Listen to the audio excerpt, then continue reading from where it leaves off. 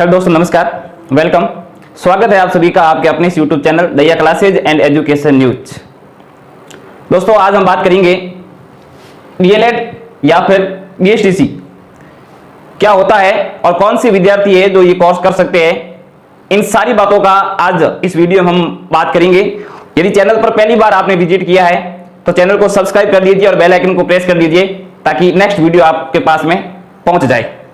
बात करते हैं दोस्तों आज 12th विद्यार्थी पास आउट और 12th विद्यार्थी अपीयरिंग जिन्होंने अभी हाल ही में एग्जाम दिए हैं, उनके पास में कुछ ऐसे दो प्रोफेशनल जो कोर्स है जिसमें एडमिशन लेकर वो टीचर की वैकेंसी में शामिल हो सकते हैं और अपना जो फ्यूचर है वो एक अध्यापक के रूप में ब्राइट कर सकते हैं। जी हाँ दोस्तों, जिसका सपना टीचर बनना है कि मैं तो एक शिक्षक बनना चाहता हूं, एक गवर्नमेंट शिक्षक। जी हाँ दोस्तों, एक सरकारी शिक्षक बनना चाहता है तो ये दो प्रोफेशनल जो कोर्स है वो अच्छा माना जाता है। जी हाँ दोस्तों, क्या होता है बीएसटीसी? आप सभी जानते हो बीएसटीसी को पहले बीएसटीसी को अभी डीएलएड के नाम से जाना जाता है, डिप्लोमा एलिमेंट्री एजुकेशन डिप्लोमा। जी हाँ दोस्तों, 2 साल का ये डिप्लोमा कोर्स है। 12th पास या फिर जिसने अभी एग्जाम दिए वो इस फॉर्म को अभी फिल कर सकते हैं। जी हाँ दोस्तों, इसका एक एंट्रेंस एग्जाम लगता है और एंट्रेंस एग्जाम के बारे में बात करूं मैं आपको तो कुल प्रश्न 200 होते हैं उसमें। जी हाँ दोस्तों, अंक की यदि बात करें तो 600 नंबर का वो प्रश्न पत्र है और समय है 3 घंटे। जी हाँ दोस्तों, 200 क्वेश्चन, 600 नंबर और 3 घंटे का जो समय दिया जाता है। और उस एंट्रेंस एग्जाम के बाद में आपका रिजल्ट डिक्लेयर किया जाता है। रिजल्ट डिक्लेयर करने के बाद में मेरिट बेस पर आपको कॉलेज फीड करवाई जाती है, आपको कॉलेज में दाखिला मिलता है तो एक मेरिट बनती है दोस्तों। उसके बाद ही आप बीएसटीसी या डीएलएड कॉलेजों में प्रवेश ले सकते हो। इस सारी प्रोसेस के बारे में बात करेंगे दोस्तों। Any stream, PCM, physics, chemistry, mathematics, biology. जी हाँ दोस्तों, यदि आपने 12th आर्ट्स से किया हो या 12th साइंस से किया हो तो इससे कोई फर्क नहीं पड़ता है, आप बीएसटीसी आराम से फॉर्म भर सकते हो, फॉर्म फिल कर सकते हो।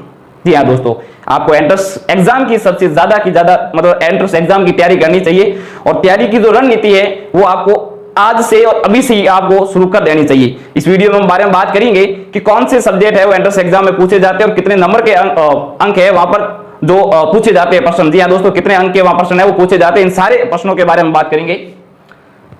ये कोर्स कर लेने के बाद, जी हाँ दोस्तों, जो माना कि बीएसटीसी कोर्स है, माना कि कोई स्टूडेंट है जो बीएसटीसी कोर्स कर लेता है। जी हाँ दोस्तों, यदि कोई विद्यार्थी बीएसटीसी कोर्स कर लेता है तो उसके कर लेने के बाद 3rd ग्रेड टीचर L1, जी हाँ दोस्तों, 3rd ग्रेड टीचर L1 में एग्जाम देकर टीचर बन सकते हैं। जी हाँ दोस्तों, कैसे एक्सप्लेन करता हूं। जी हाँ दोस्तों, आप सभी जानते हो कि रीट की वैकेंसी, आप रीट शब्द से सभी परिचित होंगे।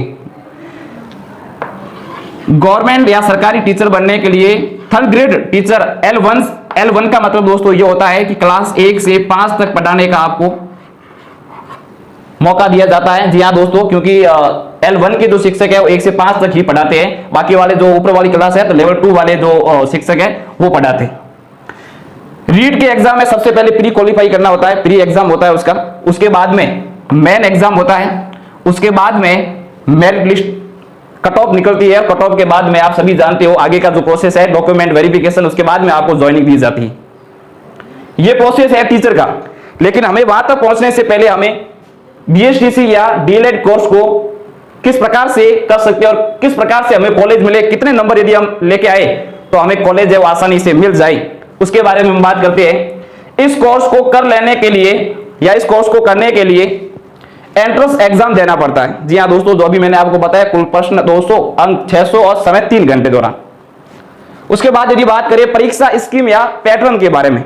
जी हाँ दोस्तों, परीक्षा स्कीम या पैटर्न के बारे में, इसके बारे में बात करें कौन कौन से जो इस पेपर में भाग है उनसे जो प्रश्न पूछे जाते हैं। सबसे पहले मानसिक योग्यता।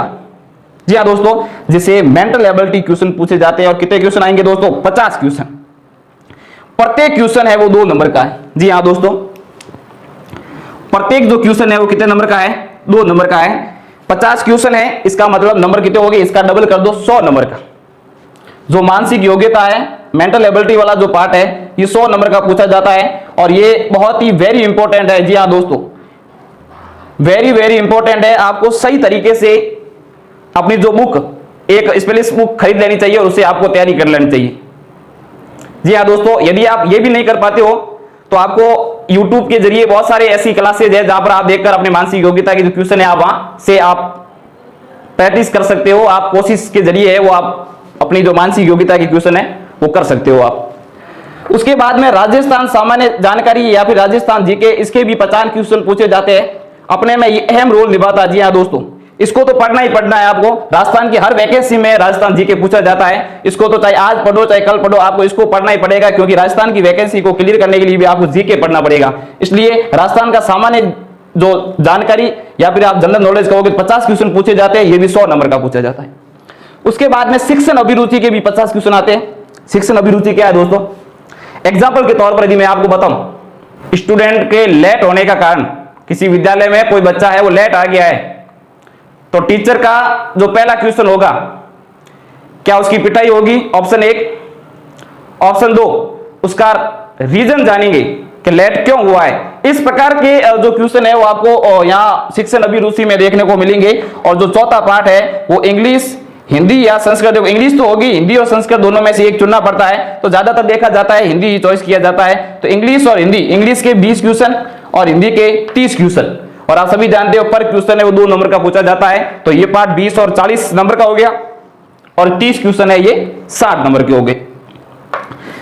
अब आपका जब एग्जाम लगता है, और सर सॉरी एक बात अहम मैं भूल गया, इसके जो ऑनलाइन आवेदन है ये कब से स्टार्ट होंगे दोस्तों? जो ऑनलाइन आवेदन